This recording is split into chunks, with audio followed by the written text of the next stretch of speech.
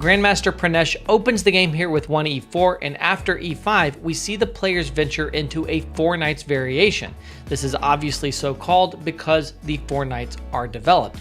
Now, this is known to be a drawish variation, particularly because of the move d4 right here, which I think is the best move.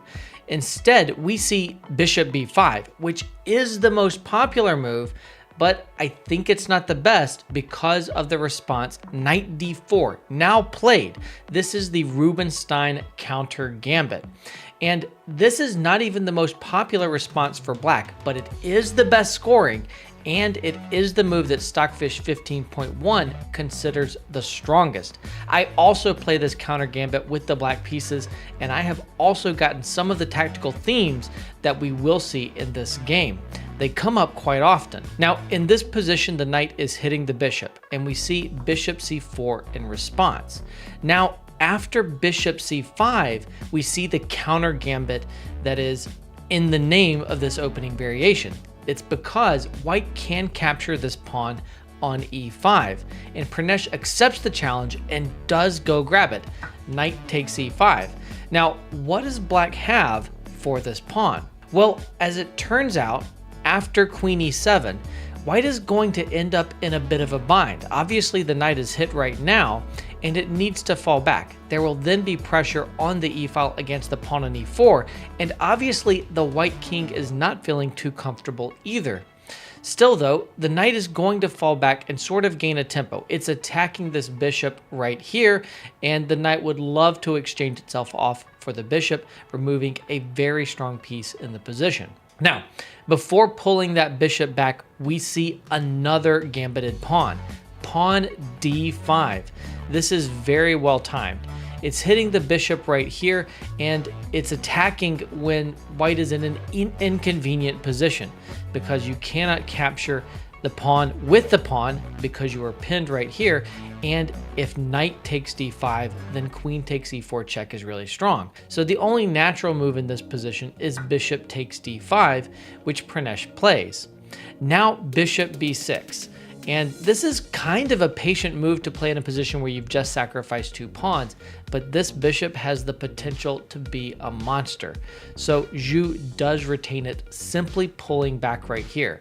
Now in this position, there is an idea of knight takes d5, and since the pawn can't recapture, then you might need to capture with the knight, and then there's queen takes e4. So it's not surprising that we see bishop b3 right here, pulling back.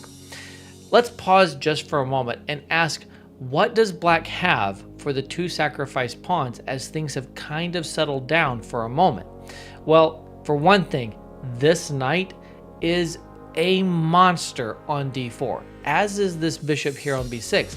Also, all of black's pieces have pretty natural development. They control good squares and are really well placed. The rooks too can come to the D and E files pretty quickly, and black can castle easily.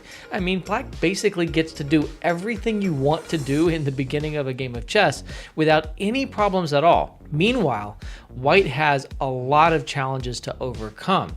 You do have 2 extra pawns, but they're certainly not having any positive impact on the position at the moment, I guess, other than kind of holding back black's pieces which want to get to your king. On the downside, one of the extra pawns, the D pawn right here, is blocking in this bishop, and that also means this rook is really hard to develop, and this queen has no squares to come out, and with no ability to move the C pawn or the D pawn, it's hard to see any future where it gets out. So it's just very, very difficult in this position to play for the white pieces. The computer already prefers black here, which says a lot that even with computer perfect play, black is doing well.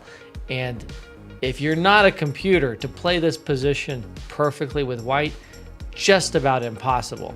Here, after this retreat bishop b3, black simply castles. Super easy move. In fact, the computer prefers bishop g4, I mean, but castles is great and very natural. Now, the recommended move according to the chess engines, because there are not many very good options, is pawn to f3 here.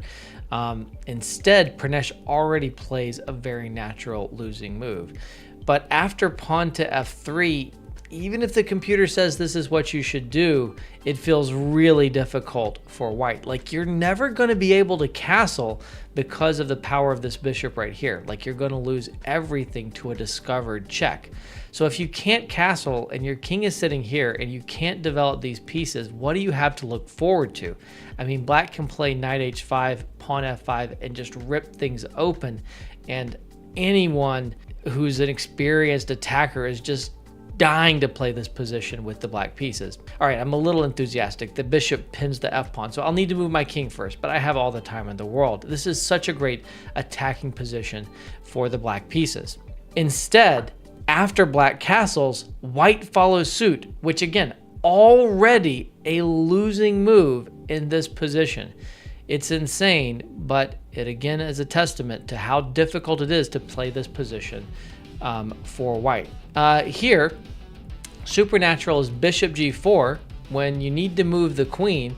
In fact, the computer's already recommending other solutions that give up material. But after queen e1, this is a great moment to pause the video and try to figure out what Xu plays.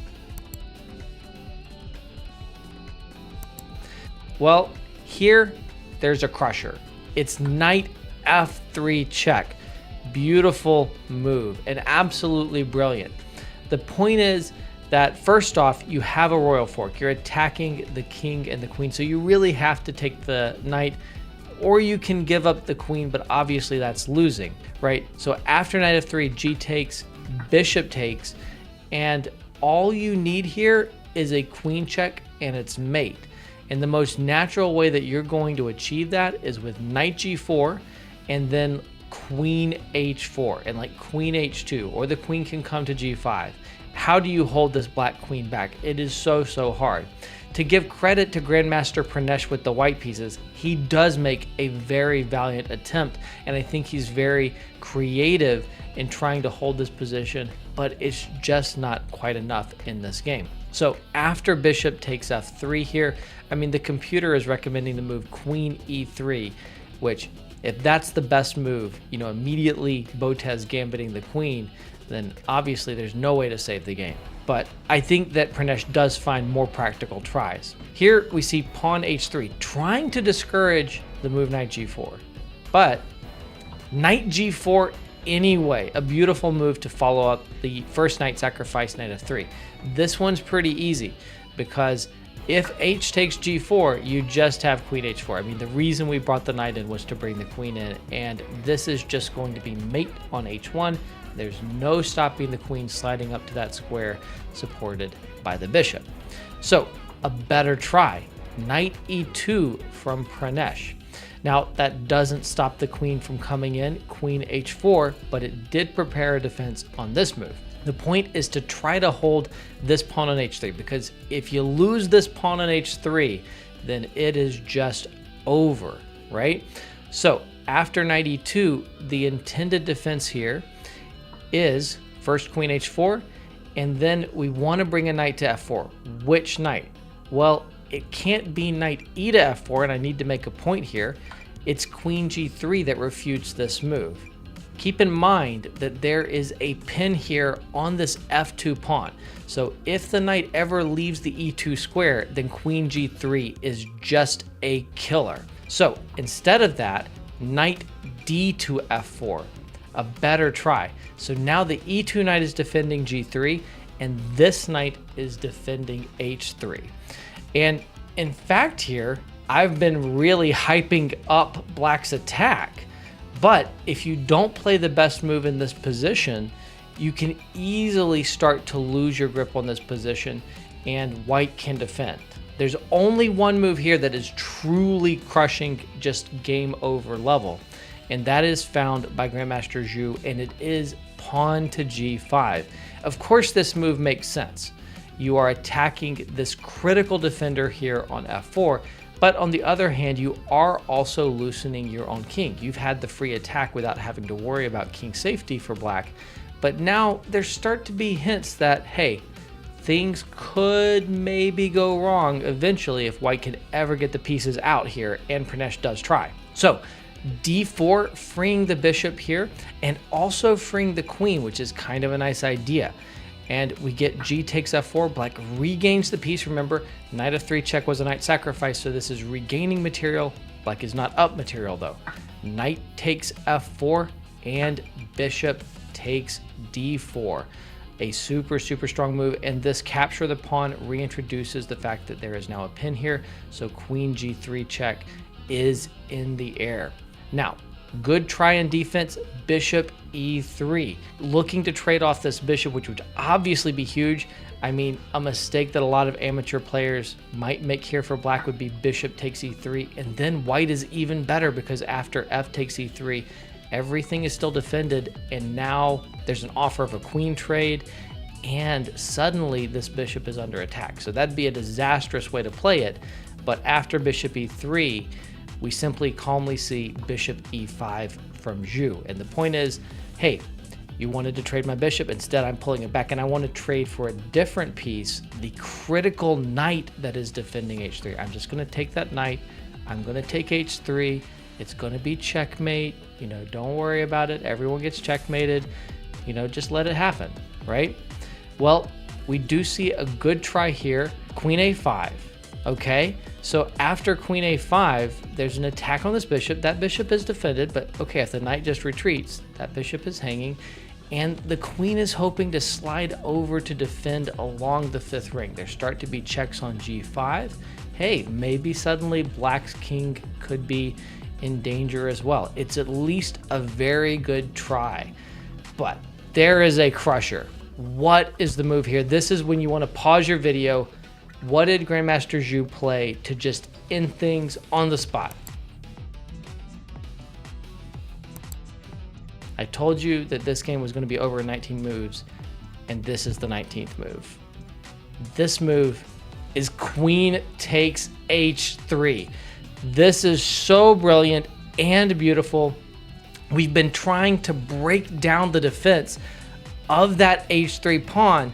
Well, it turns out Xu's achieved that without getting rid of the defender, because after the defender captures, knight takes h3, then you have bishop h2 checkmate. An absolutely gorgeous checkmate just with the minor pieces, the knight and both bishops. In fact, this checkmate has a name. It is called Blackburn's mate, after an exactly similar beautiful checkmate by Joseph Henry Blackburn in a famous game from the 1800s. The checkmate is the same, but I think that this game is even more lovely than the original immortal game that gave the checkmate its name. It's absolutely no wonder that Grandmaster Xu was celebrating